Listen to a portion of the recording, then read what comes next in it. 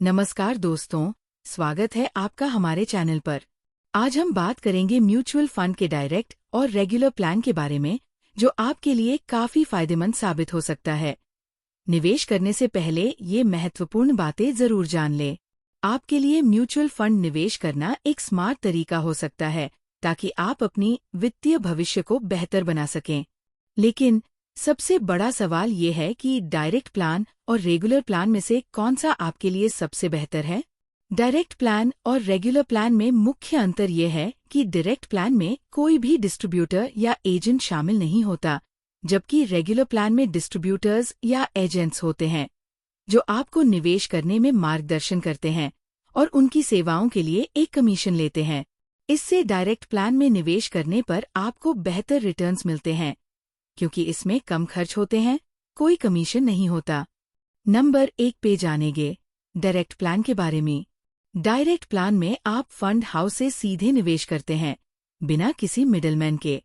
इसका मतलब है कि आपके निवेश में कोई एजेंट या डिस्ट्रीब्यूटर कमीशन नहीं लेता है। इस कारण से डायरेक्ट प्लान का खर्च एक्सपेंस रेशियो कम होता है। डायरेक्ट प्लान के फायदे। इसका एक्सपेंस रेशियो कम होता है।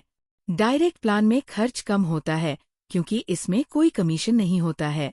अधिक रिटर्न। कम खर्च होने की वजह से लंबे समय में रिटर्न बेहतर हो सकता है। निवेश पर नियंत्रण। आपको फंड हाउस से सीधा संपर्क मिलता है, जिससे आपको हर निर्णय पर ज्यादा नियंत्रण होता है। डायरेक्ट प्लान के कुछ नुकसान भी होते हैं, जैसे कि निवेश सलाह नहीं मिलती। यदि आपको निवेश के बारे में गहरी जानकारी नहीं है, तो डायरेक्ट प्लान में आपको किसी प्रकार की सलाह नहीं मिलती है। इसमें फंड्स को चुनना और सही योजना बनाने में कुछ समय और मेहनत लगती है। 2 पे है रेगुलर प्लान। रेगुलर प्लान में आप एक म्यूचुअल फंड एजेंट या डिस्ट्रीब्यूटर के माध्यम से निवेश करते हैं। एजेंट या डिस्ट्रीब्यूटर आपको सलाह देते हैं और उनकी सेवा के लिए कमीशन प्राप्त करते हैं, जो आपके फंड के खर्च में जुड़ता है। रेगुलर प्लान के फायदे। आपको एक विशेषज्ञ से सलाह मिलती है, जो आपके निवेश को सही दिशा में मार्गदर्शन कर सकता है। म्यूचुअल फंड एजेंट के माध्यम से निवेश करना आसान होता है और आपको किसी तकनीकी जानकारी की आवश्यकता नहीं होती है। रेगुलर प्लान के नुकसान। इसका एक्सपेंस रेशियो हाई होता है। एजेंट को कमीशन मिलने के कारण रेगुलर प्लान का खर्च ज्यादा होता है। खर्च अधिक होने की वजह से लंबे समय में आपको कम रिटर्न मिल सकता है। अच्छे म्यूचुअल फंड वो होंगे जो उनकी वित्तीय स्थिति, जोखिम क्षमता और लंबी अवधि के निवेश लक्ष्यों के हिसाब से फिट हों। Large cap funds. ये फंड बड़ी कंपनियों में निवेश करते हैं और इनमें कम जोखिम होता है। ये एक अच्छा विकल्प हो सकता है, जो कम जोखिम के साथ लंबे समय तक स्टेबल रिटर्न्स चाहते हैं।